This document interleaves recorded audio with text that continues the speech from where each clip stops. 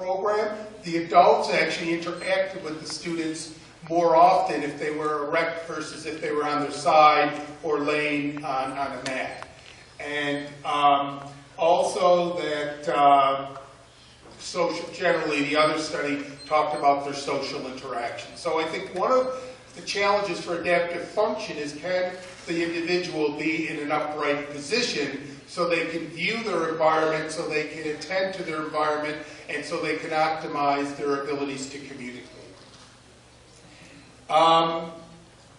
One of the things about adaptive seating is, and I'll show you some slides, but it really is individualized. So you have to look at that individual and their postures, whether they have any deformities. So there are several things to evaluate, but you really need to make a decision individual by individual.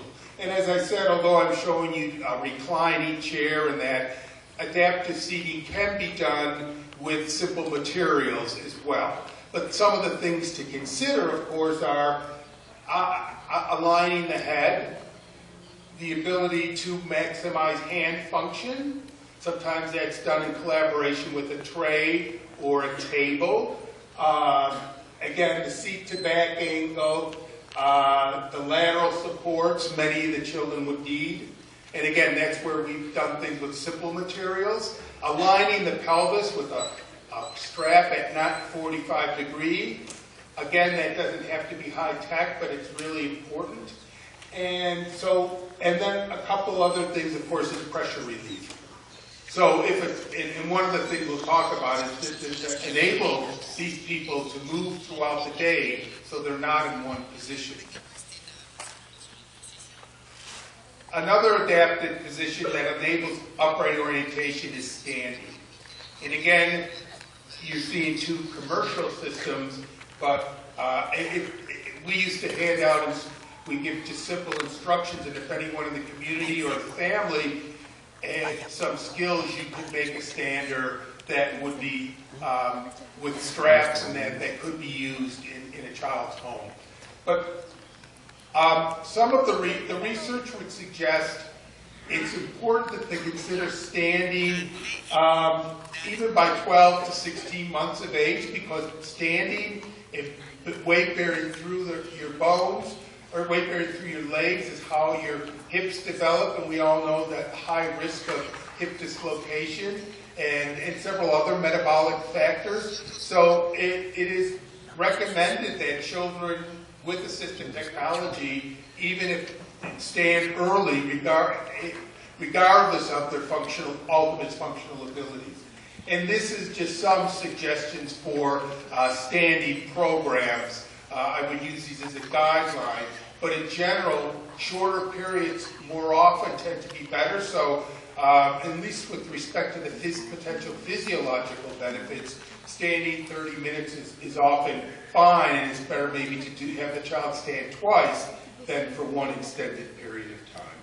So again, adapted standing positions are very useful in enabling not only physiological development, but upright orientation, and sometimes maximizing, as you can see, that child is able to then use his hands in that position as well. Now, standing and mobility,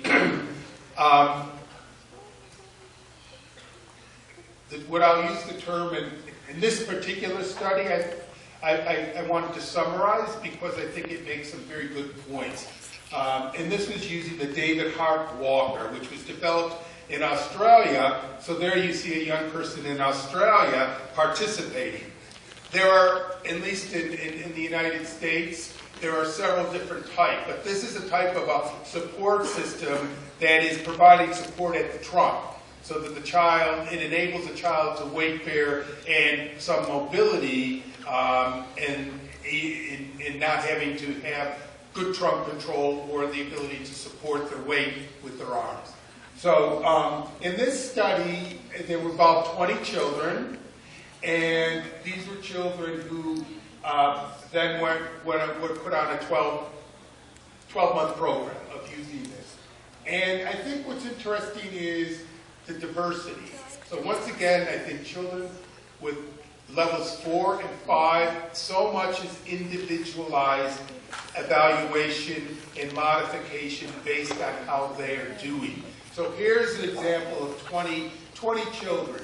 6 reported that the child used at 12 months, after having it a year, that they walked longer distances and used, when they were in their supported walking system, they walked longer distances than when they started, and they did more activities that could be done in their environments. 6 children moved short distances at home or at school, and then 7 children were reported to primarily use it for standing and exercise. So you could see among those 20 children there was a range where some were mainly doing it for standing and upright, other had limited mobility, and the most, one group actually appeared that was enhancing their participation. Now, 8 of the parents said the child's ability to interact increased when they used the walker. 13 parents rated that the walker met or exceeded their expectations. And some of the challenges, and again with this group of children, there's very seldom do you do any type of adapted technology where there are not also some challenges. It generally is not something that immediately meets with success. Directional control, in other words, the children, although they might take steps, couldn't really control the direction.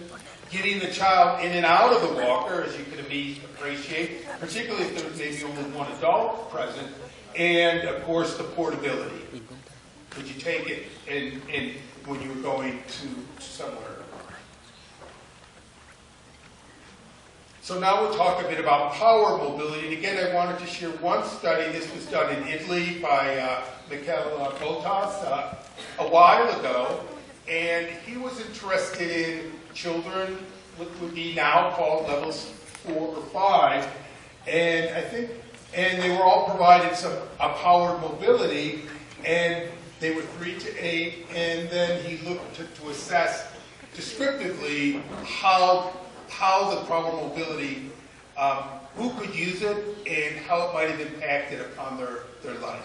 So 78% could either move around themselves with power mobility or required only minimal assistance for supervision, guidance, maybe directional control. This was, I think, very interesting. Achievement was not related to intelligence quotient or IQ, or the degree of motor impairment, realizing these were all children who had cerebral palsy. But it was related to the time spent using power mobility, which would be a practice and a learning effect. When the children were interviewed, when they were about to begin the program, 92% said they thought this would be a good idea. In contrast, only 60% of their parents really thought this was a good idea. Interestingly, at the end of the 12 months, 92% of the parents thought there was benefits to their child's mobility. The conclusion, based on this study, is that power mobility can aid in independence and socialization, and that the majority of children achieve driving competence, even children with severe learning disability or motor impairment. So let's put this in some perspective. Again, it's the model, the theme of this talk. Not all children in levels 4 or 5 are going to be good candidates. In our experience, children with motor abilities, manual ability at levels 4 and gross motor function at level 4 tend to be very good candidates with the assumption that they also have the cognitive capacity to understand the cause effect and to move. So attitudinal barriers, again, in situations, in some families it might be early. Should using the power mobility impact on my child's ability to walk? And I think you probably get that question even for some children, or families of children in levels 4 and 5, and of course, environmental barriers. And again, to be very respectful, I do appreciate that there is a considerable cost, and not everyone can have the resource.